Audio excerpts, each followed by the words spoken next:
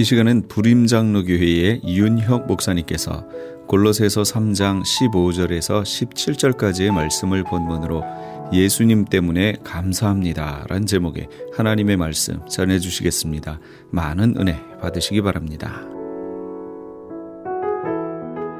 우리 정말로 그런지 한번 실험을 해볼까요? 지금 우리의 감정과는 상관없이 한번 웃어보도록 하겠습니다. 눈을 이렇게 약간 작게 뜨시고요. 입은 이렇게 쫙 벌리시고요. 개구리 뒷다리 한번 해보시겠어요? 자, 20초는 해야 됩니다. 한번 해보시겠습니까? 어떠세요? 영 어색하십니까? 행복하십니까? 행복하다는 거예요. 그러니까 감정과 상관없이 내가 그렇게 행복한 그런 마음을 갖게 되고 그리고 그런 행복한 표정을 지으면 행복해진다는 거예요. 근데요, 나만 감사하면 행복한 것이 아니라 그 감사를 나누면 다른 사람들도 또 행복해진다고 얘기합니다. 이렇게 계속 얘기하고 있어요. 감사를 선택하면 나 자신이 행복을 느끼는 동시에 주위 사람의 좋은 면도 끌어낼 수 있다. 다시 말해 따뜻한 목소리로 고맙다고 말하는 건 화가 잔뜩 난 상대를 무장해제시키는 최상의 방법이다. 나는 10년 전 어느 대학의 종신교수가 된 뒤 자선적 나눔에 대한 글을 썼고 당황스럽게도 많은 대중을 독자로 얻었다. 근데 어느 날 모르는 사람으로부터 당신은 엉터리라고 시작되는 메일을 받았다. 그는 내 책 내용을 챕터별로 짚어가며 문제점을 기술했다. 그런데 나는 분노 대신 기쁨을 느꼈다. 날 모르는 사람이 내 책을 이렇게 자세히 읽었다니. 그래서 귀한 시간을 내 책을 읽어주셔서 감사합니다 라는 답신을 보냈다. 즉각 답장이 왔다. 이번에는 따뜻하고 친근한 말들로 채워져 있었다. 이렇게 결론 내립니다. 우리가 갈 길은 분명하다. 감사를 생활화하라. 우선 만나는 사람들에게 감사합니다라고 인사를 던져봐라. 이어 매일 아침 사랑하는 사람이나 친구에게 감사하는 이메일을 무조건 2통씩 보내라. 모닝커피처럼 반드시 하는 습관으로 만들어야 한다. 또 쓸데없어 보이는 주변의 모든 것에도 감사를 표시해라. 가족이나 애인에게 감사하기는 쉽다. 그러나 진정으로 행복한 사람은 작고 하찮은 일상사에 대해서도 감사할 줄 안다. 누군가의 말처럼 행복하니까 감사한 게 아니라 감사하니까 행복하다라는 거예요. 여러분 한번 옆에 분에게 얘기해 보시겠습니까? 감사합니다. 고맙습니다. 어떻게 행복하십니까? 이렇게 된다라는 거예요. 그래서 여러분 11월 이 한 달은 너무 감사 너무 오랜만에 하지 마시고 됐습니다. 충분합니다. 이 11월 한 달 동안 우리가 서로 감사함으로 행복이 넘치는 한 달이 될 수 있기를 간절히 축원합니다. 오늘 본문 말씀을 보면 바울 사도가 골로새 교인들에게 하는 편지입니다. 근데 이 편지를 보면요, 계속해서 감사해라, 감사해라, 감사해라 이런 말을 계속 바울이 덧붙이고 있어요. 왜 그러냐 하면 바울에게는 지금 하나님의 은혜가 속 깊이 흐르고 있습니다. 그래서 모든 것이 다 은혜예요. 모든 것이 다 감사한 거예요. 그래서 그 감사를 바울이 나누고 있는 거예요. 그래서 이 본문 말씀을 통해서 우리도 감사를 많이 배울 수 있을 것 같습니다. 여러분 첫 번째로요, 감사는요 유익한 겁니다. 감사하면 우리 안에 도움이 된다는 거예요. 어떤 유익이 되는지 보시겠습니까? 15절이요. 자, 보세요. 함께 봉독하겠습니다. 시작. 그리스도의 평화가 여러분의 마음을 지배하게 하십시오. 이 평화를 누리도록 여러분은 부르심을 받아 한 몸이 되었습니다. 또 여러분은 감사하는 사람이 되십시오. 아멘. 아멘. 우리가 감사하는 사람이 될 때 어떻게 되느냐? 우리가 한 몸 하나가 된다는 거예요. 우리가 서로 감사를 나눌 때 가정에서 하나가 됩니다. 우리가 감사를 나눌 때 직장에서 하나가 된다는 거예요. 우리가 서로 감사할 때 어떻게 됩니까? 교회에서 하나가 됩니다. 하나됨의 은혜가 감사할 때 나온다는 거예요. 바꿔서 말해볼까요? 우리가 불평하고 원망하면 어떻게 될까요? 가정에서 서로 막 남편과 아내가 부모와 자녀들이 서로 불평만 하면 어떻게 되죠? 하나됨이 깨져요.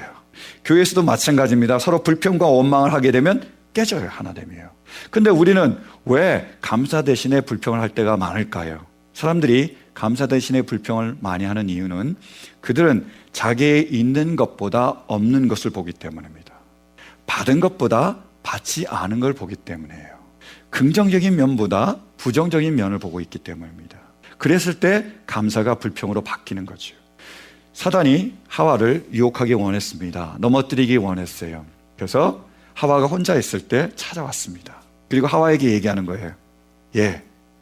하나님께서 너에게 동산에 있는 모든 나무 실과를 먹지 말라고 하시더냐? 라고 물어봐요. 그때 하와가 뭐라고 대답하죠? 다른 모든 나무 실과는 다 먹어도 되는데 선악과는 만지지도 말고 먹지도 말라고 하셨어 라고 이렇게 얘기했습니다. 여러분 지금 어떤 일이 벌어지고 있는 걸까요? 지금 사단이 와서 유혹을 하니까 그 하와의 시선이 바뀐 겁니다. 사단이 유혹하기 전에는 하와는 뭘만 바라보고 있었죠? 자기가 먹을 수 있는 나무 실과를 바라보고 있었습니다. 동산에 엄청나게 많은 나무가 있었어요. 엄청나게 많은 종류의 열매들이 있었습니다. 그것을 마음껏 다 따먹을 수 있었어요. 그래서 그걸 바라보며 하나님께 감사하고 있었는데 지금 사단이 와서 유혹을 하니까 눈이 획 돌아가서 뭘 보고 있죠? 선악과요. 자기가 못 따먹는 거예요. 자기가 없는 걸 바라보게 된 겁니다. 긍정적인 시각이 부정적인 시각으로 바뀌었어요. 그래서 이렇게 질문하죠. 왜 저건 따먹으면 안 되지? 왜 저건 못 따먹어? It's unfair. 그래서 어떻게 됩니까? 하나님께 불평과 원망을 갖게 되는 거예요. 하나님과 관계됨이 깨지는 겁니다. 긍정적인 게 있는데 부정적인 걸 바라보면 감사가 불평으로 바뀐다는 거예요. 지난 주일날 우리가 목사님들과 설교 모임을 하는데 어떤 목사님이 이런 질문을 하셨습니다. 목사님, 한 달에 3,800불 월급을 받는 사람하고 3,000불 월급을 받는 사람이 있습니다. 어떤 사람이 감사할까요? 여러분, 어떤 사람이 감사할까요? 자, 3,800불 월급을 받는 사람이 있습니다. 그리고 3,000불 월급을 받는 사람이 있어요. 어떤 사람이 더 감사할까요? 그러니까 제가 냈겠죠. 왜 그렇게 되느냐? 왜 3,000불 받은 사람이 감사하느냐? 이유는 이렇습니다. 3,800불 지금 월급을 받은 사람은 옛날에는요 4,000불 받았어요. 월급이 200불 깎였습니다. 그래서 3,800불 받는 거예요. 3,000불 지금 받는 사람은 옛날에는 2,800불 받았습니다. 200불을 올려준 거예요. 그래서 3,000불이 된 거예요. 그래서 누가 감사한다고요? 3,000불 받는 사람이요. 내가 부정적인 면을 보는 사람은 많음에도 불구하고 불평하지만 내가 긍정적인 면을 보는 사람은 적음에도 감사할 수 있는 겁니다. 잔이 있습니다. 투명 잔이 있는데 거기에 물이 반이 차 있어요. 이걸 보는 두 사람이 있습니다. 관점의 차이인데 한 사람은 물이 반이 차 있을 때 이렇게 얘기합니다. 물이 반밖에 없네. 또 다른 사람은 이렇게 얘기합니다. 물이 반이나 있네. 반밖에 없는 이유는 뭐죠? 전체에서 빼진 그 부분을 보기 때문이고 반이나 있는 이유는요. 바닥에서 시작해서 거기까지 차 있다는 거예요. 감사는요. 관점의 차이입니다. 우리가 어떤 것을 보느냐에 따라서 어떻게 보느냐에 따라서 감사와 불평이 서로 나뉘는 거예요. 여러분은 지금 무엇을 바라고 있습니까? 있는 것입니까? 없는 것입니까? 주신 것입니까? 주시지 않은 것입니까? 데일 카네기라는 사람이 쓴 인간관계론이라는 책이 있어요. 거기에 보면 이런 일화가 나옵니다. 어떤 부인이요, 교회에서 하는 자기개발 프로그램에 참여를 했습니다. 근데 거기서 숙제를 낸 거예요. 당신이 좋은 아내, 좋은 엄마가 되어야 되는데 그런 사람이 되기 위해서 고쳐야 될 6가지를 알아오라는 거예요. 그래서 그 숙제를 받아서 좀 꺼주실래요? 좀 시끄럽지 않나요? 네. 그 숙제를 받아서 숙제를 하러 그 와이프가 이제 집으로 갔습니다. 그래서 남편에게 물어보는 거예요. 여보, 내가 좋은 아내 그리고 좋은 엄마가 되기를 원하는데 내가 그러기 위해서 고쳐야 될 6가지만 나에게 말해주세요 라고 부탁을 했어요. 이때 이 남편이 이렇게 생각했습니다. 정신 바짝 차리자. 잘못 얘기했다가 큰일 난다. 정신 바짝 차리고 그 다음에 얘기를 했습니다. 그러면 내가 내일 얘기해 주겠다고 이렇게 얘기를 했어요.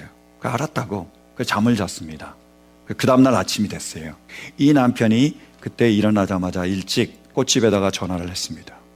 그리고 장미 6송이를 와이프한테 보내달라고 했어요. 근데 거기에 노트 하나, 메모 하나를 써달라고 그랬어요. 이렇게요. 내가 당신에게서 6가지 그러한 고쳐야 될 점을 찾기가 너무 어려웠습니다. 나는 당신이 있는 그대로 사랑합니다. 그래서 보내달라고 그랬어요. 그렇게 다 보내고 나서 저녁이 됐습니다. 그래서 집에 딱 갔어요. 근데 집 앞에 자기 아내가 기다리고 있는 거예요. 근데 눈에는 눈물이 글썽거리는 겁니다. 감동받은 거죠. 만약에 반대했으면 어떻게 됐을까요? 난리가 났겠죠. 이 남편은 물론 아내의 단점이 있지만 고쳐야 될 점이 있지만 아내의 장점, 좋은 점을 바라보고 그 있는 모습 그대로 사랑했습니다. 그때 감사할 수 있게 되는 거예요. 사랑하는 성도 여러분, 우리는 지금 무엇을 바라보고 있습니까? 하나님께서 우리에게 주시지 않은 많은 것들이 있습니다. 우리가 간절히 바라는 많은 것들이 있어요. 근데 우리가 한번 돌아보면요, 하나님께서 우리에게 주신 많은 것들이 있습니다. 우리에게 건강을 주셨고요, 우리에게 물질을 주셨습니다. 우리에게 믿음을 주셨고요, 그리고 우리에게 사랑하는 가족을 주었습니다. 남편과 아내를 주셨어요. 여러분 얼마나 귀한 분들이 알고 계십니까? 그 우리의 자녀와 우리의 부모를 주셨어요. 그리고 동역자를 주셨잖아요. 함께 기도하며 그 어떤 어려움도 어떤 기쁨도 함께 나눌 수 있는 그런 동역자들이 있잖아요. 여러분을 볼 때 제 마음이 기쁩니다. 이 모든 것을 하나님께서 허락해 주셨어요. 우리가 그것을 바라볼 수 있다면 우리는 하나님께 감사할 수 있습니다. 사랑하는 성도 여러분, 간절히 원하는 것은 하나님께서 우리에게 주시지 않은 것보다 우리에게 주신 것을 우리가 볼 수 있기를 간절히 바랍니다. 우리에게 없는 것, 그것보다 우리에게 있는 것을 바라볼 수 있기를 간절히 바랍니다. 그리고 우리 간에 서로 단점보다 장점을 바라볼 수 있게 되길 간절히 바랍니다. 그래서 우리의 모든 불평이 멀어요?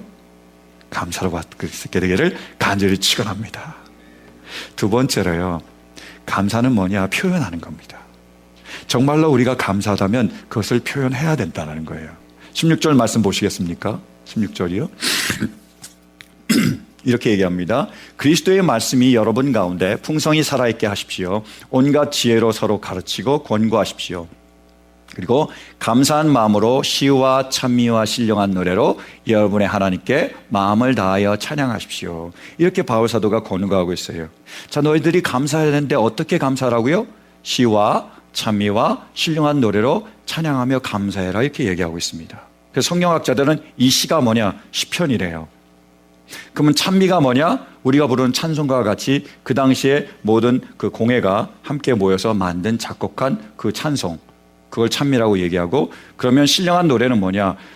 내가 성령으로 굉장히 은혜를 받았습니다. 그래서 내가 스스로 부르는, 내가 개인적으로 영적으로 부르는 그 노래를 신령한 노래다, 이렇게 얘기를 합니다.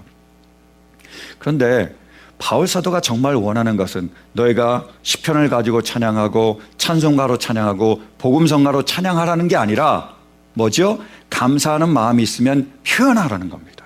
시도 될 수 있고 찬송가도 될 수 있고 내가 그냥 부르는 방언 찬양도 될 수 있지만 어떤 것이든 상관없지만 뭐라고요? 감사하는 마음을 가지면 그걸 표현하라는 거예요. 왜냐하면 표현은 바로 감사의 완성이기 때문입니다. 표현할 때 완성이 되는 거예요. 우리 한국 분들은 좀 보면 과묵한 데가 계세요. 그래서 잘 말을 하지 않으시고 표현을 잘 하지 않으십니다. 그죠? 그래서 표현을 너무 자주 하면 방정맞다, 아니면 경망스럽다, 이렇게 얘기하는 경우가 있어요. 그래서 제가 예배를 드릴 때, 주일 예배를 드릴 때 그런 느낌을 받을 때가 있습니다. 여러분이 찬양할 때도 너무 과묵하실 때가 있고, 특히 설교 들으실 때도 굉장히 과묵하십니다. 이런 결심을 하고 오시는 것 같아요. 목사님, 웃기는 얘기해도 내가 절대 안 웃을 거야. 그죠? 그런 마음을 꽉 잡고 오신 것 같아요. 제가 막 유머를 얘기해도 안 웃어요. 그죠? 그렇지 않습니까? 여러분, 왜 가을에 감과 사과가 열릴까요? 감사의 계절이니까요. See, I told you. 그러니까 안 웃어요. 웃지 말아야지. 저거 안 웃긴 거야. 저거 다 싫은 거야. 뭐 아재 개그야. 뭐 절대 안 웃습니다. 그죠? 과묵한 거예요. 근데 여러분, 그래도 좋지만요, 제 유머에는 안 웃어도 좋지만 감사하는 마음이 있다면 그것을 표현할 수 있길 바라요. 왜냐하면 감사가 감사를 낳아요. 우리가 감사를 표현할 때요, 우리만 기쁜 게 아니라 다른 사람도 그 기쁨을 누립니다. 그래서 감사는 표현해야 된다는 거예요. 하워드 핸드릭스라는 기독교 교육학 박사가 있습니다. 이 박사가요, 그 어떤 크리스천 부부를 상담을 했습니다. 20년 넘게 결혼 생활을 했는데 삐긋삐긋하는 거예요. 언제 이혼할지 모르는 위기 상황을 맞이했습니다. 그래서 불러놓고 상담하다가 이 박사가 그 남편에게 이렇게 물어봤어요. 당신이 아내에게 마지막으로 사랑한다고 한 때가 언제입니까? 물어봤어요. 남편이 대답했습니다. 제가요, 결혼할 때 사랑한다고 얘기했습니다. 20년 넘게 살면서 한 번도 그 말을 취소하지 않았습니다. 그래서 아직까지 유효합니다. 그 얘기한 거예요. 여러분, 마지막으로 사랑한다고 얘기한 게 언제죠? 20년 전이라는 게 딱 한 번 하고 안 했다라는 거예요. 그래서 가정이 어렵다라는 겁니다. 나눔이 없는 거예요. 풍성함이 없는 거예요. 여러분, 서로 남편과 아내에게, 부모님에게, 자녀에게 마지막으로 사랑한 게 언제세요? 우리 최성섭 집사님은 오늘 아침이실 것 같아요. 그죠? 최영분 권사님은 언제실까요? 여러분, 우리가 마지막으로 서로 감사하다고 말한 점은 언제지요? 진심으로요. 정말로 수고하는, 애쓰는 남편을 위해서, 부족하지만 연약하지만 모든 것들을 잘 감당해주는 아내를 위해서, 부족한 부모를 만나도 열심히 잘 살아가려고 애쓰는 우리의 자녀를 위해서, 우리를 낳아서 기르시고 애쓰신 그 부모님을 위해서, 우리 곁에 묵묵하게 눈물 흘리며 중보하며 같이 그 모든 길을 걸어가는 그러한 동역자들 위해서 우리가 정말로 감사합니다라고 고백하는 것은 언제입니까? 표현할 수 있기를 바랍니다. 지난 생일 때였어요. 제 생일 카드에 많은 분들이 좋은 글들을 써주셨습니다. 근데 그 말들 중에 저에게 기억에 남는 말이 있습니다. 제가 기억하고 있어요. 이렇게 그 카드에 써주셨더라고요. 목사님, 생일 축하드려요. 항상 건강하시고 은혜 충만한 하나님 말씀 많이 많이 전해주세요. 지금처럼요. 감동을 받았어요. 그분이 원래 과묵하십니다. 잘 표현을 안 하세요. 제가 한 번도 목사님 은혜 받았습니다 이런 말을 들어본 적이 없는 것 같아요. 근데 그 카드에 그렇게 써주셨어요. 지금처럼이요. 은혜를 받는다는 말이잖아요. 굉장히 감사하더라고요. 감사의 마음을 전했을 때에 감사가 감사를 낳더라고요. 사랑하는 성도 여러분, 정말로 이번 한 달만이라도 우리가 감사를 표현을 했으면 좋겠습니다. 우리에게 많은 은혜를 내려주신 그 하나님께 우리 모두가 감사할 수 있길 바랍니다. 그리고 우리 옆에 있는 그 사랑하고 소중한 그분들에게 우리가 정말로 우리의 감사를 전할 수 있게 되길 간절히 바랍니다. 한번 실습해 볼까요? 다시 옆에 분에게 지극한 눈으로 얘기하겠습니다. 부드러운 목소리로 감사합니다. 고맙습니다. 여러분 집에 가서도 꼭 이렇게 표현할 수 있기를 간절히 바랍니다. 마지막으로요, 우리가 감사를 할 수 있는 이유는 바로 예수님 때문이에요. 우리는 예수님 때문에 감사를 해야 합니다. 말씀 보실까요? 17절이요. 17절 말씀 보시겠습니다. 자, 함께 봉독하겠습니다. 시작. 그리고 말이든 행동이든 무엇을 하든지 모든 것을 주 예수의 이름으로 하고 그분에게서 힘을 얻어서 하나님 아버지께 감사를 드리십시오. 아멘. 그분이 누구시죠? 예수님이요. 힘을 얻어서 하나님 아버지께 감사하래요. 근데 이 힘을 얻어서라는 그 단어를 원어로 살펴보면 디아라는 헬라어입니다. 뜻은 때문에, 통하여예요. 그러니까 우리가 하나님 아버지께 감사를 해야 되는데 왜요? 예수님을 통하여 예수님 때문에 감사하는 거예요. 사랑하는 성도 여러분, 정말로 우리가 예수님 때문에 예수님을 통하여 하나님께 감사할 수 있기를 간절히 바랍니다. 먼저 예수님을 통하여 이루신 일에 대해서 감사할 수 있기를 간절히 바라요. 하나님께서 우리를 위하여 하나님을 보내주셨습니다. 그리고 예수님이 우리를 위하여 죽으심으로 우리를 구원해 주셨습니다. 믿으십니까? 그 구원을 인하여 감사할 수 있기를 바랍니다. 그리고 지금도 하나님께서 예수님을 통하여 이루시는 구원에 대해서 우리가 감사할 수 있기를 바라요. 우리가 환난이나 역경이나 어려움이 있을 때가 있지만 그래도 하나님께서는 예수님을 통하여 우리를 지금도 그 환난에서 구원해내시고 건져내고 계십니다. 거기에 대해서 감사할 수 있기를 바랍니다. 그리고 하나님께서 예수님을 통하여 이루실 구원에 대해서 감사할 수 있기를 간절히 바랍니다. 하나님은 우리를 예수님을 통하여 완전한 구원에 이르게 하실 줄로 믿습니다. 그래서 예수님 때문에 감사할 수 있길 간절히 바라요. 마태복음 5장에 보면 산상수훈이 나옵니다. 예수님께서 산에서 하신 그런 설교지요. 예수님께서 산에 오르셨습니다. 수많은 사람들이 예수님 곁에 몰려들었어요. 그때 예수님께서 그 사람들에게 천국에 대해서 말씀하기를 시작하십니다. 심에 오니 극마화이, 심령이 가난한 자는 복이 있나니 천국이 너희 것이며 애통하는 자는 복이 있나니 너희가 위로를 받을 것이며 온유한 자는 복이 있나니 너희가 땅을 기업으로 받을 것이며 의에 줄이고 목마른 자는 복이 있나니 너희가 위로를 받을 것입니다. 쭉 얘기합니다. 배부를 것이라고 말씀하세요. 그런데 거기서 두 번째를 우리가 살펴보기를 원하는데요, 이렇게 얘기하셨습니다. 애통하는 자는 복이 있나니 뭐라고요? 너희가 위로를 받을 것이며 말씀하셨어요. 근데 애통하는 자, 슬픈 자가 어떤 자냐? 거기에 대해서 유진 피터슨 목사님은 메시지라는 성경에서 이렇게 얘기를 하시더라고요. 애통하는 자가 어떤 자냐? 그 애통하는 자는 가장 소중한 것을 잃었다고 느끼는 너희는 복이 있다라는 거예요. 애통합니다. 슬픈데 어떠서 왜 슬프냐고요?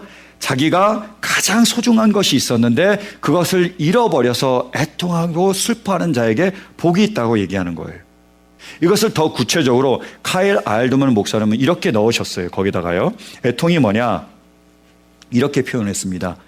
이른 새벽부터 늦은 밤까지 쉴 틈 없이 일하지만 가난을 면치 못하고 어린 내 자녀까지 키우는 젊은 과부는 복이 있나니 직장에서 쫓겨나 길바닥에 나앉을 나를 손으로 헤아리는 가장은 복이 있나니.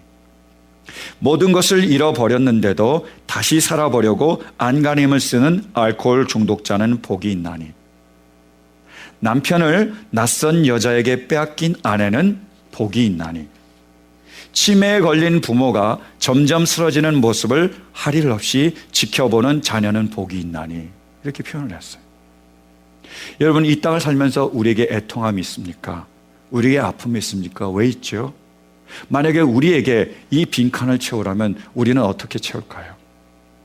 아침부터 저녁까지 타국에 미국에 와서 열심히 일했지만 아무것도 남는 게 없는 너희는 복이 있나니. 너무나 힘들고 어렵고 최선을 다해서 내 건강을 회복하려고 하지만 여전히 건강이 안 좋아서 고통받는 너희는 복이 있나니.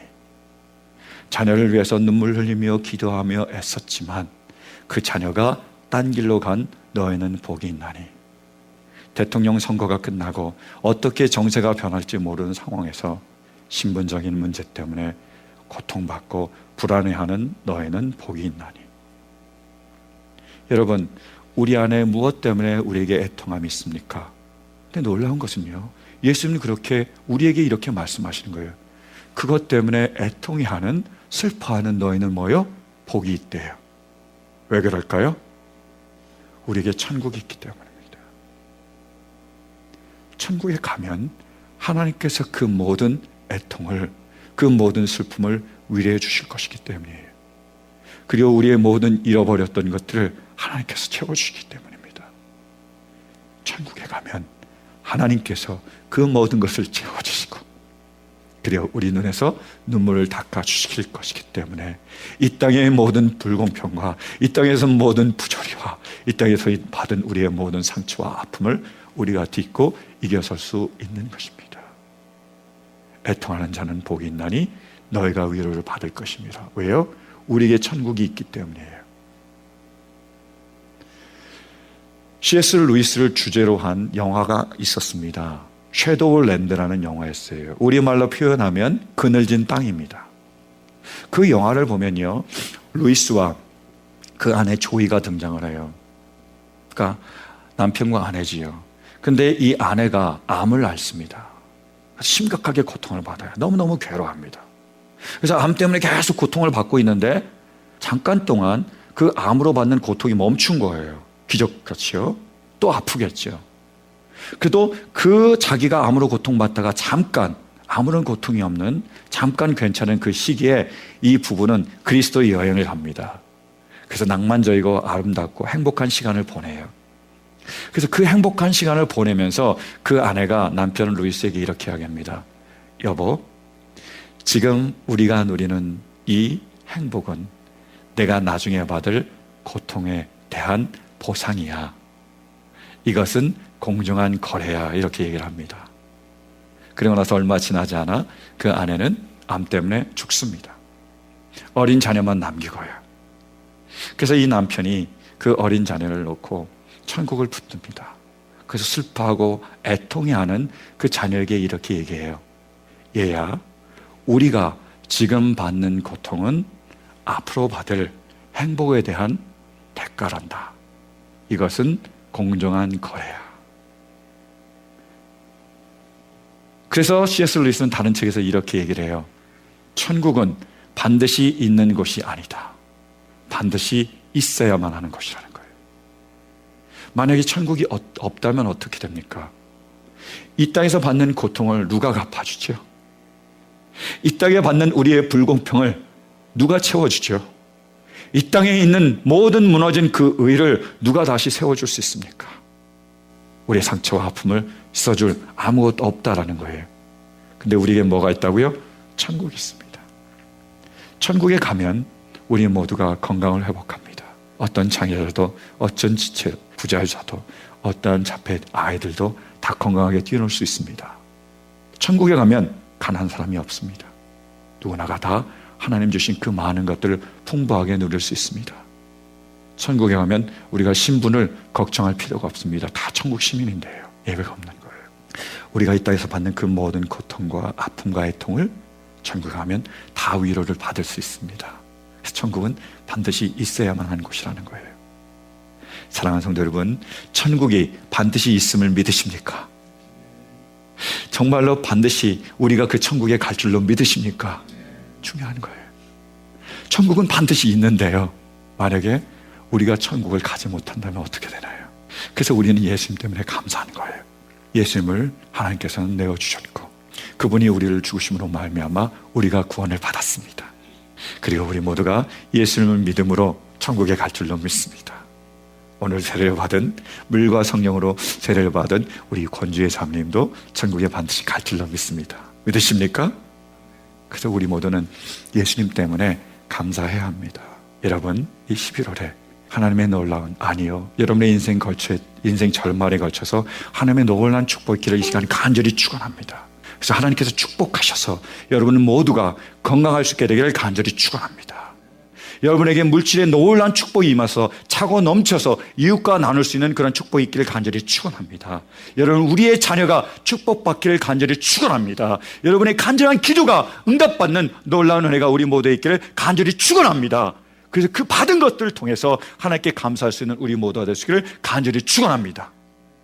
여러분, 그 모든 것이 없더라도, 그 모든 것을 잃어버리는 한이 있더라도 우리에게 천국이 있기에 예수님 때문에 하나님께 감사할 수 있는 우리 모두가 될 수 있기를 간절히 축원합니다. 아멘. 기도하시겠습니다.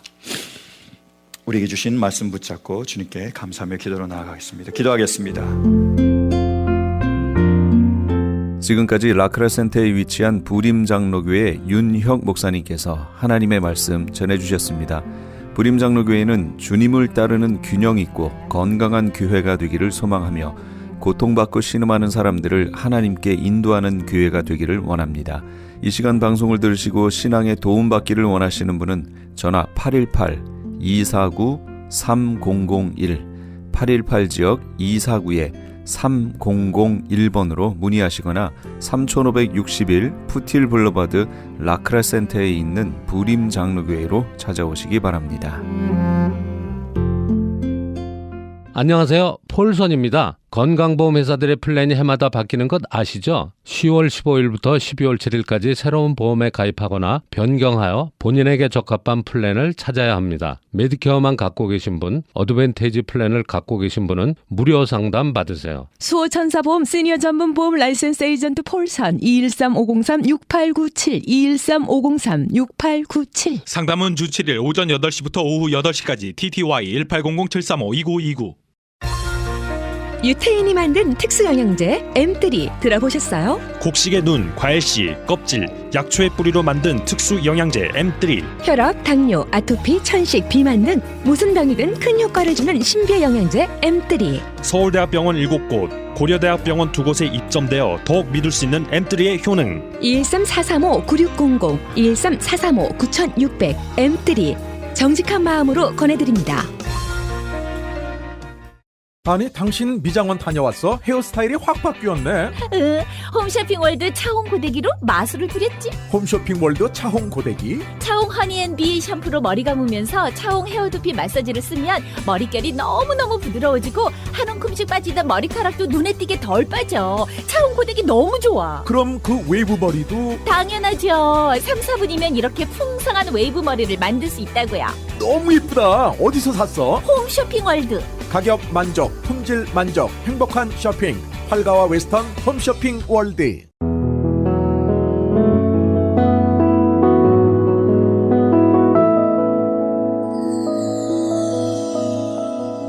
지금 여러분께서는 AM 1650과 인터넷을 통해 미 전역과 전 세계로 방송되는 크리스찬 헤럴드의 이 새벽을 주님과 2부 함께하고 계십니다. 방송 시간과 설교 편성표는 크리스찬 헤럴드 신문 주간 편성표나 홈페이지 aktv1810.com에서 확인하실 수 있습니다. 계속해서 이 시간에는 나성 서부교회 서건호 목사님께서 마태복음 26장 6절에서 13절까지의 말씀을 본문으로 향유를 부어드린 여인이란 제목의 하나님의 말씀 전해주시겠습니다. 많은 은혜 받으시기 바랍니다. 우리 하나님 말씀을 찾아보겠습니다. 마태복음 26장 6절에서 13절까지의 말씀입니다. 주일이 시작되면서 여러분 어떤 마음으로 오늘 준비하셔서 예배에 나오셨습니까? 하나님께서 내게 오늘도 은혜 주실 것을 사모하며 이 자리에 온 줄로 압니다. 이날 예배를 통해서 하나님을 만나고 주님이 주시는 신령한 은혜로 우리의 영혼이 충만케 되어야 내일도 우리에게 주어지는 삶에서 승리하며 하나님의 영광을 올리며 살아갈 수 있지 않겠습니까? 미가서 6장에 보면 미가도 우리와 같은 동일한 고민을 합니다. 내가 무엇을 가지고 여호와 앞에 나아가며 높으신 하나님께 경배할까? 어떻게 예배하면 나의 예배가 하나님께 기쁨이 될까? 이게 미가의 고민이요 기도의 제목이었습니다. 우리가 이런 고민을 왜 해야 되느냐? 어떻게 예배하며 어떻게 섬겨야 되는지를 왜 고민하고 왜 기도하고 하나님께 기쁨이 되는 방향으로 나아가려고 노력을 해야 하느냐? 마태복음 7장 21절에서 23절 말씀 보면 나더러 주여 주여 하는 자마다 다 아버지께로 천국에로 들어갈 것이 아니요 다만 하늘에 계신 아버지의 뜻대로 행하는 자라야 들어가리라 라고 했습니다. 거기 많은 사람들은 주의 이름으로 선지자 노릇을 했습니다. 주의 이름으로 귀신도 쫓아냈습니다. 능력도 많이 행했습니다. 그들이 천국에 들어가면서 기대했던 게 뭐였겠습니까? 주님이 나를 환영할 것이다. 내가 이 땅에서 선지자 노릇하고 많은 권능을 행하고 많은 사람을 회복했으니 주님은 누구보다 나를 환영할 것이다. 기대하고 천국 문 앞에 섰는데 너무나 당황스러운 일을 만납니다. 예수님이 그들을 바라보며 나는 너희들을 모르니 불법을 행하는 자들아 멀어져라 떠나가라 라고 말씀하십니다. 사실 얼마나 무서운 말씀입니까? 우리가 매사에 하나님의 뜻을 구하고 하나님의 뜻대로 예배하고 하나님의 뜻대로 살려고 노력해야 되는 이유와 동기가 여기에 있는 것입니다. 내 마음대로 내 생각대로 마음껏 살다가 내게 준 생명의 기한을 그렇게 보내다가 하나님 앞에 서서 나는 널 모른다. 만약 이런 주인공이 된다면 얼마나 비참하고 얼마나 안타까운 인생이 되겠습니까? 오늘 본문에 보면 향유를 주님께 부어드리는 한 여인이 나옵니다. 그의 행동을 보며 여러 가지 다른 사람들의 반응도 나옵니다. 오늘 이 내용을 가지고 우리가 하나님 앞에 어떻게 하나님을 섬기며 하나님을 예배할까에 대해서 함께 생각해 보기를 원합니다. 이 이야기는 굉장히 중요한 교훈을 담아서 성경에 보면 마태복음 26장, 마가복음 14장, 요한복음 12장에도 같은 사건을 조금 시각이 다르게, 관점이 다르게 기록된 것을 보게 됩니다. 먼저 오늘 이 내용은 식사 자리를 배설한 시몬의 집에서 일어난 일입니다. 그는 오늘 성경에 보면 뭐라고 소개하느냐니까 베다니 나병 환자 시몬의 집이다 그렇게 말하고 있습니다. 여러분 자신이 나병을 앓고 있거나 나병을 앓았다는 것을 누군가 알게 된다는 것이 얼마나 부담스럽습니까? 나병이라는 게 그냥 단순한 질병이 아니지 않습니까? 그 병은 병이 주는 고통만 있는 것이 아니라 병을 앓고 있는 사람들이 절망합니다. 왜요? 나을 수 없다는 절망. 사회적으로 많은 사람들이 인식하기로 나병을 걸린 사람들은 하나님께 저주를 받았다는 사회적인 인식도 견뎌야 하니 육체적으로, 정서적으로, 그리고 사회적으로 얼마나 그 견뎌내기 힘든 질병인지 모릅니다. 근데 이 시몬은 예수님을 만나서 고침을 받았습니다. 얼마나 좋았을까요? 자기를 낫게 해주신 예수님이 얼마나 고마웠을까요? 그래서 아마 감사하는 마음에서 그 예수님을 자기 집으로 초청을 했어요. 예수님의 제자들과 함께 지금 식사를 하는 그 자리입니다. 요한복음 12장에 보면 같은 사건을 가지고 요한이 기록할 때 그 자리에 나사로도 있었다라고 기억합니다. 나사로는 누굽니까? 무덤에서 살아서 나온 사람입니다. 거기에 있는 많은 사람들은 한결처럼 예수님이 하신 일, 예수님이 주신 그 은혜에 감사하는 마음으로 그 잔치 자리에 지금 앉아있다 이렇게 볼 수 있는 거죠. 시몬의 집에는 감사로 풍성한 잔치가 벌어졌습니다. 오늘 저와 여러분의 삶의 현장에도 이런 감사의 풍성한 마음으로 주님을 모시고 예배하고 주님을 모시고 찬양하는 이런 은혜가 있기를 주님의 이름으로 축원합니다. 사실 감사할 내용이 없는 사람은 아무도 없습니다. 다만 감사할 마음이 없는 것이요 감사할 조건과 내용을 깨닫지 못하는 것뿐입니다. 찬송가에 보면 세상 모든 풍파 너를 흔들어 약한 마음 낙심하게 될 때에 내려주신 주의 복을 세워라. 주의 크신 복을 내가 알리라. 감사는요, 기쁨을 불러와요. 그 기쁨은 또한 자원함을 불러옵니다. 그래서 감사는 기쁨이 풍성하게 하고 자원함으로 하나님을 섬기게 합니다. 오늘 저와 여러분들이 이 귀한 회복이 우리의 심령과 삶 가운데 일어나기를 다시 한번 축원합니다. 감사로 풍성한 잔치집에 예상치 않은 일이 일어났습니다. 한 여인이 비싼 향유가 담겨진 옥합을 가지고 와서 그걸 깨뜨리고 예수님의 머리에 붓는 겁니다. 여러분, 우리가 금방 생각해도 상식적으로 안 맞지 않아요. 향유는 한 방울, 두 방울 찍어서 내 몸에 향기가 나도록 그렇게 쓰는 물건인데 옥합을 깨뜨려서 그것을 줄줄줄줄 예수님의 머리에 다 붓는단 말이죠. 그리고 발에도 향유를 붓고 그 여인은 머리털로 예수님의 발을 닦고 있습니다. 사람의 어떤 행동에는 그 사람의 믿음의 고백이 반드시 담겨져 있습니다. 어떤 책에 보니까 당신이 메시지다라는 책이 있어요. 우리의 삶, 우리의 존재 자체가 이 세상에게 메시지를 주고 있다는 겁니다. 내가 어떤 행동을 한다는 것은 그 행동이 내가 누구인지, 내가 어디에 소속된지를 말해주는 것입니다. 여러분들 이 시간 다른 곳에 갈 곳이 많았음에도 불구하고 다 뒤로 하고 이 자리에 예배하는 자리에 오셨지 않습니까? 이 자체가 내가 누군지 보여주는 메시지가 된다. 나는 하나님의 사람이야. 나는 하나님께 예배하는 사람이고 나는 하나님과 연합된 사람이야. 하나님의 백성이야. 그러니 그 무엇보다도 나는 예배가 우선이다.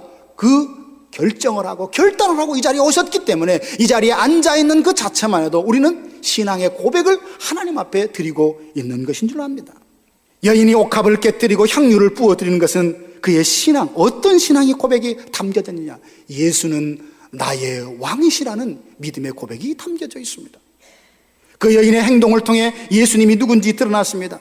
향유를 부어드리는 장면은 마치 옛날에 삼중직, 왕, 선지자, 제사장을 세울 때 올리브 기름을 부어서 세우는 것을 연상하게 합니다.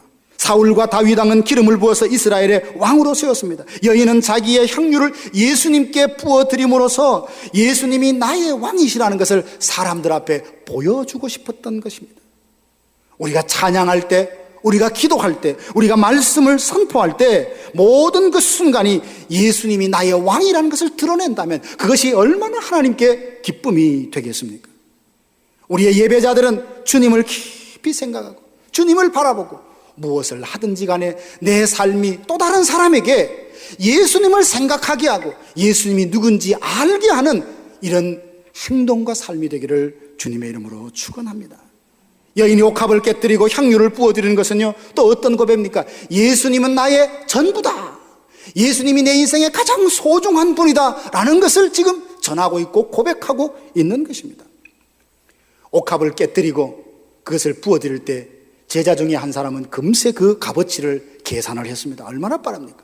저거 300데나리온 어치 정도 되는데, 300데나리온이라면 당시에 한 사람의 노동자가 1년 벌어서 얻는 1년 연봉과도 같은 금액이니 얼마나 비싼 물건입니까?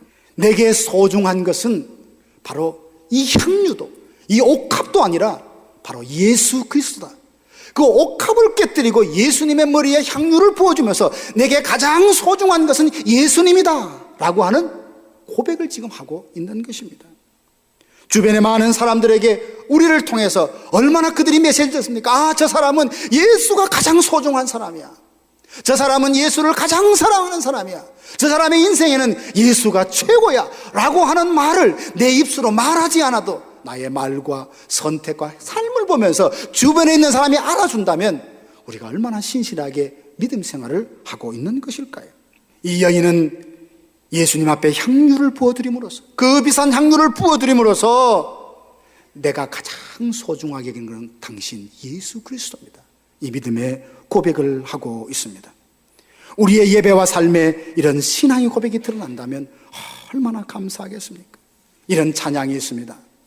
나의 가장 귀한 것은 나를 사랑하시는 주, 나의 가장 소중한 것은 나를 위해 죽으신 주. 내게 가장 소중한 것은 나와 함께 하시는 예수님이다. 내가 가장 소중하게 여기는 것은 나를 위하여 죽으신 주님이다.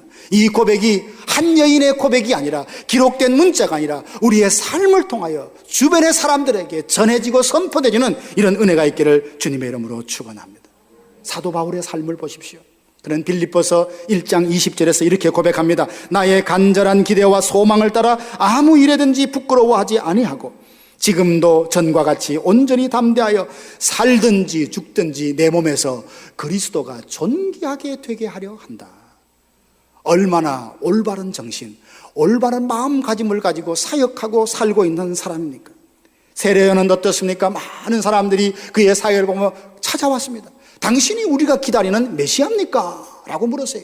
그럴 때 그는 손살에 치면서 나는 아니다, 나는 광야에서 외치는 소리다 라고 말하면서 주님은 흥하여겠고 나는 쇠하여라 하리라. 얼마나 신실한 믿음의 고백을 했는지 모릅니다. 얼마든지 나는 메시아다, 나는 능력이 있다 라고 말해도 사람들이 믿을 법했습니다. 그러나 그는 그렇게 말하지 않고 나는 메시아가 아니다, 나는 예수가 아니다, 나는 오히려 예수 그리스도의 그 샌들의 끈을 풀고 매는 자격도 없는 만큼 미천한 사람이다 라고 말하며 예수님을 가리켜 말했습니다. 보라, 세상 죄를 지고 가는 어린 양이라며 예수님을 그렇게 영화롭게 하고 예수님을 사람들에게 소개하고 있습니다. 진정한 예배자의 모습, 나로 인해 주님을 높이는 것이 참된 예배자의 모습입니다. 주님이 이런 사람들을 보고 뭐라고 평가하십니까? 여자가 낳은 사람 중에 가장 큰 사람이다. 얼마나 영광스러운 칭찬입니까? 사랑하신 여러분, 모든 행동과 마음에서는, 모든 행동은 우리의 마음에서 시작되는데요. 그러면 무엇이 그 여인으로 하여금 자기의 옥합도 깨뜨리고 향유를 예수님 앞에 부어드리게 했을까요? 그 마음에 뭐가 있었기에? 그 여인의 마음에는 감사와 사랑으로 충만했습니다. 여러분, 살다가 보면 어떤 사람에게는 10 정도의 사랑을 베풀었는데, 또 어떤 사람에게는 100 정도의 사랑을 베풀었는데, 100의 사랑을 베풀었던 사람은 당연하게 여기며 감사를 하지 않아요. 그런데 10을 받았던 사람은 마치 1000만을 얻은 것처럼 그렇게 감사하는 사람을 여러분 인생에 만나보셨을 것입니다. 이 여인의 마음 가운데는 어쩌면 다른 사람들은 그보다 더 큰 사랑을 받아서도 나는 당연해, 그런 은혜를 받을 만해, 그러면서 예수님께 찾아오지 않았는지 모른다. 그 여인은 그 마음에 예수님의 이름만 들어도 너무 좋은 거예요. 예수님이 감사했고 예수님을 사랑스러워했습니다. 누군가를 사랑하게 되면요, 인색함이 사라집니다. 그 남을 사랑하는 사랑이 식어지면 모든 것이 인색해요. 시간을 내주고 물질을 내주는 법이 그렇게 인색하게 됩니다. 이 여인은 감사와 사랑의 마음으로 충만하게 되죠. 그 예수님 앞에 뭐라도 아깝지 않다며 옥합도 깨뜨리고 향유도 예수님 앞에 부어드리는 이 모습을 보게 됩니다. 우리에게 사랑을 부어주셔서 주님이 내 인생의 최고가 되게 하시고 가장 귀한 것으로 주님을 섬길 수 있는 여유와 주님을 향한 사랑으로 우리 마음에 충만케 되기를 주님의 이름으로 축원합니다. 옥합을 깨뜨려 향유를 부어드린다라는 것을 보면, 그의 자세를 보면 우리가 어떻게 섬겨야 되는지를 또한 배울 수 있습니다. 향유를 부어드릴 때 주님의 발밑에서 그 머리털로 발을 닦으려고 하면 엎드려야 합니다. 당시에는요, 다른 사람의 발에 입을 맞춘다는 것은 그 사람에게 전적으로 복종한다는 뜻이었습니다. 어떤 왕이 전쟁에서 승리하면 패한 나라의 그 군주가 승리한 군주의 그 발등에 입을 맞추면서 나는 복종하겠습니다, 나는 항복합니다 라는 사인이었습니다. 이 여인이 예수님 앞에 이렇게 엎드리는 것은 굴욕적인 것이 아닙니다. 자원해서 나는 예수 그리스도의 종으로 살겠습니다, 나는 예수 그리스도의 뜻이라면 복종하며 평생을 살겠습니다, 그 마음으로 엎드려서 그 머리로 예수님의 발을 닦고 있습니다. 겸손한 마음으로 자원하여 순종하겠다는 그 마음자지. 이게 바로 예배자가 가져야 될 마음이며 하나님을 섬기는 사람이 가져야 될 마음인 줄 압니다. 내가 죽어야 예수님이 삽니다. 내 주장이 침묵해야 예수님의 말씀이 들립니다. 그런데 많은 경우 우리는 너무 내 소리가 시끄러워요. 침묵할 수 없어요. 불안하고 답답해합니다. 내가 죽지 않으니 오히려 나를 통하여 예수가 죽고 나를 통하여 복음의 역사가 죽는 이런 일들을 우리가 얼마나 보고 있습니까? 무릎 꿇고 주발 앞에 엎드려 최고의 경배를 드리는 이 여인의 모습 속에서 우리가 어떤 자세로 주님을 섬기며 어떻게 사역하는지를 배울 수 있습니다. 그런데 안타까운 것은요, 이 여인의 모습을 보면서 제자들이 어떻게 반응하고 있습니까? 8절 보니까 분노하며 책망까지 하고 있습니다. 아니, 이게 어떻게 정당한 겁니까? 그들에게는 낭비하고 있다는 이유와 명분이 있었을 겁니다. 아니, 저 여자가 왜 그것을 예수님의 그에 다 부어서 낭비하고 허비하고 있는 거지?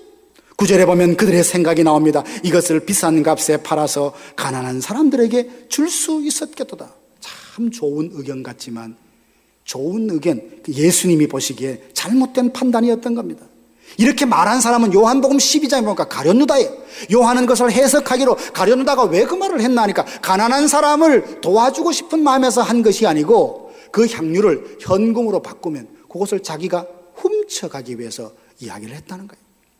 원래 본심은 다른 데 있어요. 그러나 의견은 명분과 포장을 잘해서 마치 예수님보다 더 의로운 것처럼, 예수님보다 가난한 사람을 더 생각하는 것처럼, 연약한 사람을 품어안는 것처럼 말하지만 그 속셈 중심에는 그것을 훔치고 싶은 욕심과 탐욕이 있었습니다. 만약 여러분에게 누군가 굉장히 고가의 선물을 하려고 한다고 생각해 보십시오. 그런데 제가 옆에서 말을 합니다. 아니, 그분한테 그런 비싼 선물을 할 필요 없어요. 왜 그렇게 낭비합니까? 라고 말한다면 여러분 느낌이 어떻겠어요? 이 사람이, 목사님이 참 나를 모욕하고 무시하는구나. 아니, 그 사람이 기분 좋아서 무슨 사정이 있어서 좋은 선물 한다는데, 표현이 죄송합니다, 지가 왜 막어? 그런 마음이 들 거 아니에요. 오늘 예수님 앞에 너무나 사랑해서 감사하는 마음으로 옥합을 깨뜨려서 향유를 예수님께 부어드리는데 그것을 보는 제자들이 뭐라 합니까? 그 시간 낭비야, 그 물질 낭비야, 그 왜 그렇게 허비하고 있냐며 화까지 냅니다. 아쉽다는 정도가 아니에요. 분노하고 있습니다. 성경에 보면요, 제자들이 여러 번 화를 내요. 다투는 모습을 보게 됩니다. 마가복음 10장에 보면 예수님이 이제 여리고를 지나서 예루살렘으로 입성하십니다. 예루살렘에 들어가면 이제 일주일 후에 6월절이 되면 예수님께서 십자가에 못 박혀야 돼요. 그런 마음에 예수님 마음이 얼마나 무거우셨겠습니까?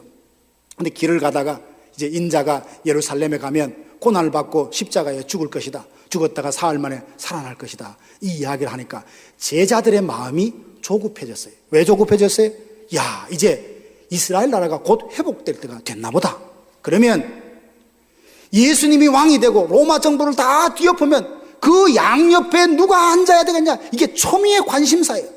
내가 앉아야 되는데 아마 그런 마음을 갖고 있어요. 어떤 사람은 내가 오른편에 앉으니까 네가 왼편에 앉으라, 서로 합의하고 그렇게 했는지도 몰라요.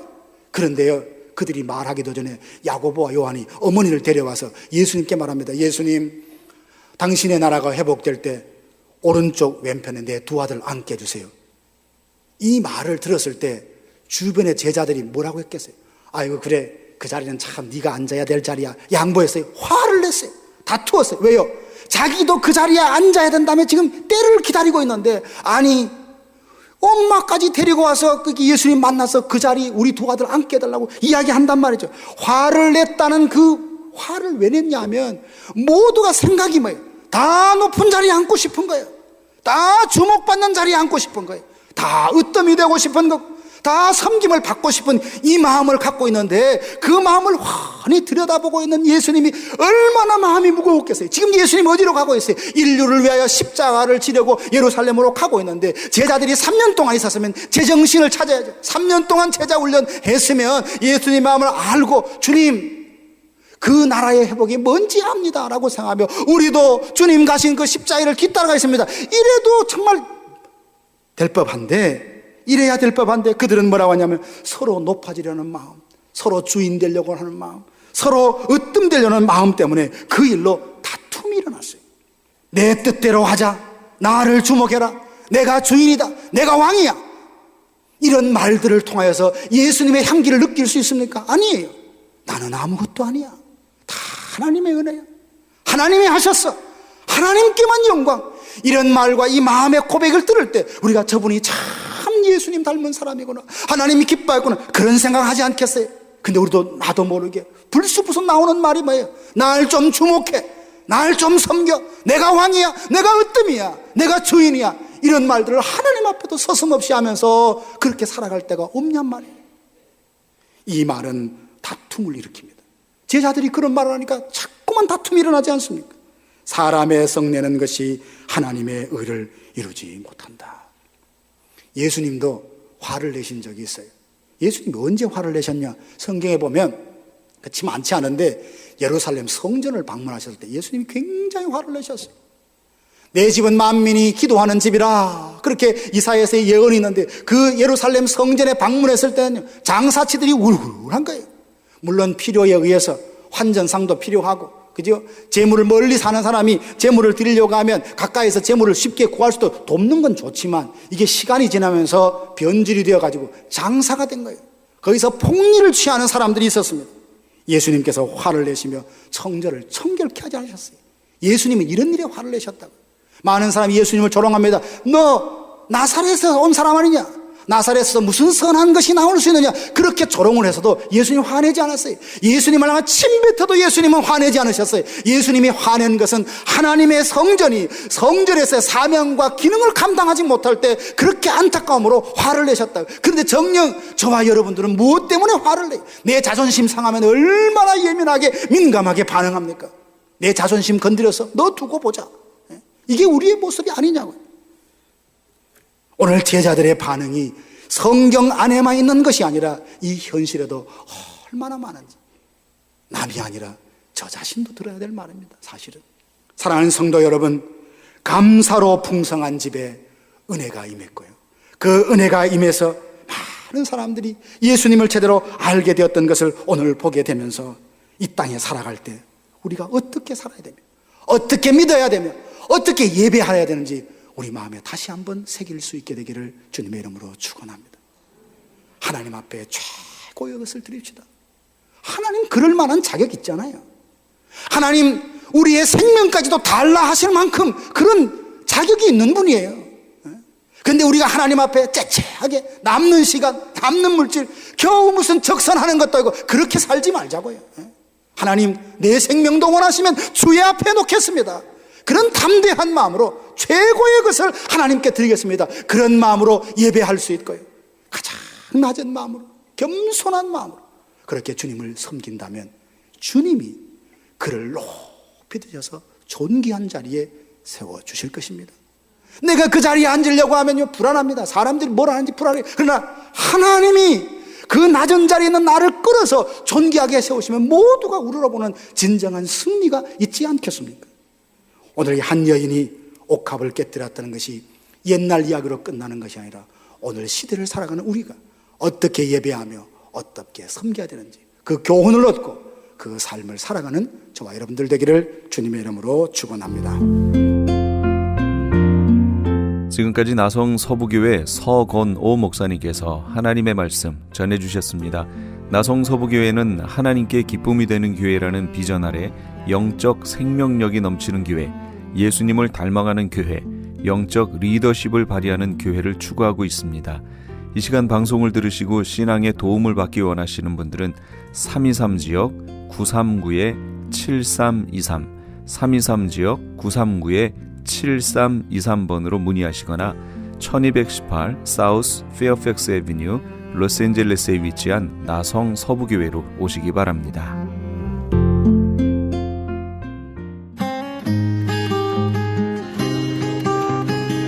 교계 게시판.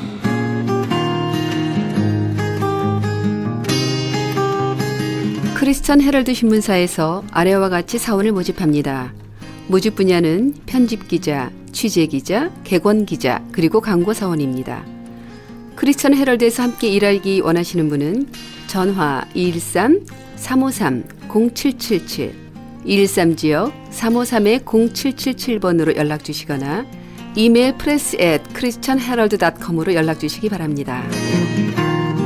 25년간 꾸준히 찬양 선교를 해온 선교단체 IMM 인터내셔널 뮤직 미션에서 다음 세대를 위한 청소년 합창단원을 모집합니다. 합창단원은 연주뿐 아니라 IAM 스튜디오에서 찬양 CD를 제작하며 감옥과 선교지에 이를 전달하여 복음의 씨를 뿌리는 역할을 감당하게 됩니다. 모집 대상은 유치원생에서 12학년까지이며 찬송가나 복음송 중 선택하여 한 절을 부르면 됩니다. 좀 더 자세한 문의는 전화 610-5431, 909지역 610-5431, 임보희 사모에게 연락 주시기 바랍니다. 크리스천 헤럴드에서 TV 채널 18.10 변경 기념 크리스천 헤럴드 AKTV배 목회자 친선 탁구 대회를 개최합니다. 경기 방식은 단식 토너먼트로 진행되며 시상은 1등부터 3등까지 상금과 상품이 주어집니다. 참가비는 개인당 20불이며 장소와 일시는 2500 웨스트 8가에 위치한 프로탁구장에서 11월 28일 월요일 오전 10시입니다. 협찬 수익금은 홈리스 사역에 사용됩니다. 좀 더 자세한 사항을 알기 원하시는 분은 전화 213-353-0777, 213지역 353-0777번으로 연락 주시거나 크리스천 헤럴드 홈페이지 aktv1810.com을 참고하시기 바랍니다. 콜로라도 덴버에 위치한 뉴 라이프 선교교회에서 장년 교육 및 청년부 사역을 담당하실 부목사를 청빙합니다. 자격 요건은 PCA 미국 장로교 교단에 가입된 분이나 가입이 가능하신 분이며 개혁주의 신앙과 신앙을 따르는 분으로 교회 행사, 행정 및 교육 등의 경험이 있으신 분이어야 합니다. 제출 마감은 11월 30일 수요일까지며 이외에 제출 서류 및 기타 자세한 사항은 전화 303-337-9191, 303지역 337-9191이나 크리스천 헤럴드 홈페이지 aktv1810.com으로 확인해 주시기 바랍니다. 노스캐롤라이나에 위치한 그린스보로 제1장로교회에서 어린이 사역과 한어권 목회를 도와 함께 사역할 풀타임 부교역자를 청빙합니다. 정규신학대학원에서 MDB 이상 학위를 받으신 분으로 미국 거주에 결격 사유가 없으시고 영어로 어린이 설교 사역 설교가 가능하셔야 합니다. 그리고 한어권 목회에 협력하여 동역하실 수 있는 분이어야 합니다. 제출 마감은 11월 30일 수요일까지며 이외에 제출 서류 및 기타 자세한 사항은 전화 336-681-5441, 336지역 681-5441번이나 크리스천 헤럴드 홈페이지 aktv1810.com을 확인해 주시기 바랍니다.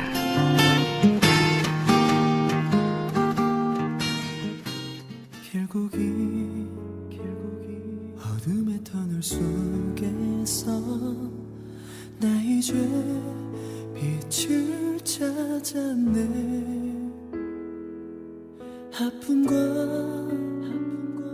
세계적인 프로 골퍼이자 골프 의류업체 회장인 아놀드 파머가 중동의 석유 재벌과 교제하면서 골프 지도를 해줬습니다. 서로 유익했던 시간을 뒤로 하고 헤어지게 됐습니다. 중동 재벌이 내가 당신에게 선물을 하고 싶은데 뭘 원하느냐라고 물었습니다. 파머는 당신의 골프 세트 중에서 가장 오래된 것을 하나 주시면 좋겠습니다 라고 말을 했지요. 파머가 미국에 도착한 며칠 후에 등기 우편물이 도착했습니다. 그것은 파머의 명의로 등기된 미국에서 가장 오래된 18홀 골프장의 등기 서류였습니다. 파머는 골프 세트를 원했는데 재벌이 잘못 알아듣고 골프장 하나를 선물했던 겁니다. 얼마나 놀라면서 기뻐했을까요? 그러나 하나님은 우리에게 그보다 더 소중한 새로운 생명을 주셨습니다. 그럼에도 우리는 이 생명의 가치를 몰라서 얼마나 기뻐해야 할지를 잘 모릅니다. 이 생명은 18홀 골프장보다 더 어마어마한 가치를 가지고 있습니다. 감히 이 18홀 골프장과 비교한다는 것 자체가 하나님께 죄송할 따름이지요.